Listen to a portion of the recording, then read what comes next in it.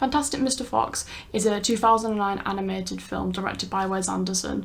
The book of the same name was released by Roald Dahl in 1970. It follows Mr. Fox, a family man, who begins stealing again as he can't resist his animal instincts, however finds himself being hunted by farmers Boggis, Bunce and Bean, who are very infamous in the area.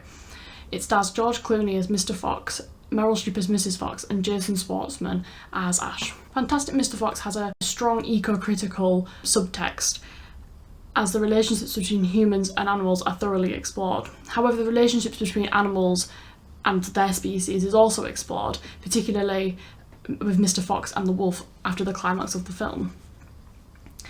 The film uses the other and the privileged group as a way to show the binary oppositions between the two groups and how they have an impact on the natural world and how one can transition the privileged to the other. The film sets up these two groups, the other and the privileged, as a way to show the destruction that both can cause. The privilege here being technology, so the farmers and the humans are the privileged group and the animals are less privileged as they have less technology. And the farmers act as an embodiment of the trope of we will destroy everything until we get what we want. They represent the destructive use of technology, specifically if you look at how they take down the tree using their technology. The two groups are in conflict throughout the film, and this shows the difference between the two and how humans have gone so far past their animal instincts. However, the farmers do show they no longer use their animal instincts. They do show their animalistic behaviours in other ways, particularly as the scene I mentioned earlier, when the Boggis, Bunce and Bean use their diggers to destroy the tree. The way they approach the tree is very predatory and acts as a way to show us that even though they are past the point of animal instincts, they still act often like animals. And to this point, the animals act more like humans in many ways.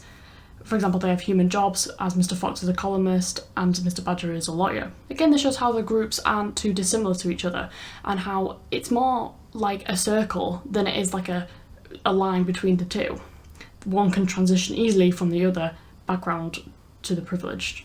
This all accumulates and all these thematic qualities all come together towards the end of the film, specifically the scene where Mr. Fox meets the wolf. Mr. Fox and his group, Kylie, Christopherson and Ash, see the wolf where Mr. Fox explains that he has a phobia of wolves. He raises his fist at the wolf as a sign of brotherhood, the wolf races back and then runs off. It's a bizarre scene as it holds no relevance to the plot, however has a great amount of thematic qualities to it.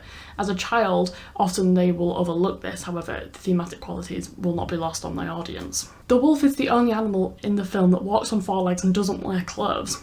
You could say that it's the true other, in that it's nothing like humans. However, it's also nothing like Mr. Fox, or any of the other animals. Whilst the farmers represent the privileged, the wolf represents the true other, which shows how the animals, and Mr. Fox particularly, are in a transitional state between the true other and the true privileged. Whether or not you agree that the wolf is less privileged is irrelevant, as the film sets up the idea that privilege is technology, which the wolf has access to none. However, the animals in the film do. They have access to a job market, real estate and clothes. Mr. Fox wells up with tears as he realises he's not a true wild animal like he's been saying throughout the film.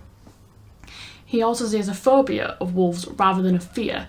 This could be a phobia of his transition to the privileged and how he sees all of his friends and family slowly become the privileged as well. Now that the transition has begun, he fails to recognise himself. This could be a comment on how humans have changed so much since their prehistoric roots and how we affect all the animals around us of forcing them to adapt by cutting down their habitats or domestication. It could be seen as a comment on our cultural impact on animals.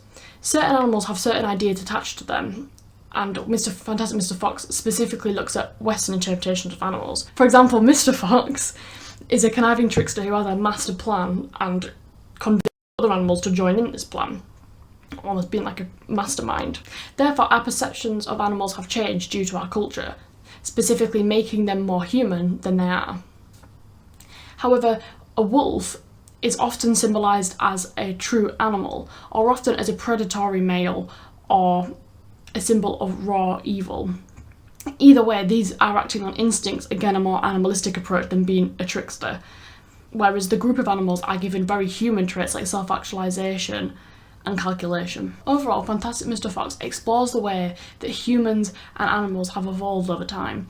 They looked at this in a more subtextual way with the privileged and the other, but also a more meta way, looking at how we interpret animals in modern day. The meta-interpretations does not affect animals themselves, but our interpretation of them. So more people are likely to hate a wolf because they're more afraid of it than they are to hate an opossum, which is characterised as sweet and loving. It's an interesting film, as you could easily say it's about greed, dynamics, or existential dread, midlife crisis. However, the subtext of humanity shows how it doesn't just affect these small groups, but the whole humanity itself, and how it affects the ecosystem in which it evolves in.